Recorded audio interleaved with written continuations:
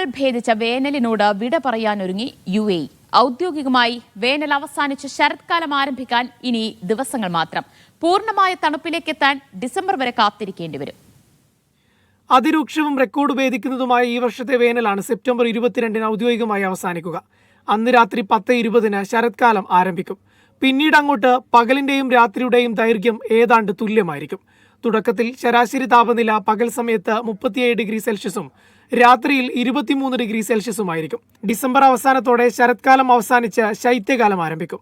അപ്പോഴേക്കും ശരാശരി ഉയർന്ന താപനില 26 ഡിഗ്രി സെൽഷ്യസും താഴ്ന്ന താപനില 14 ഡിഗ്രി സെൽഷ്യസുമായിരിക്കും. കഴിഞ്ഞ ഏപ്രിൽ മെയ് മാസങ്ങളിൽ ഇതുവരെ രേഖപ്പെടുത്തിയതിൽ വെച്ച് ഏറ്റവും കടുത്ത ചൂടിലൂടെയാണ് രാജ്യം കടന്നുപോയത്.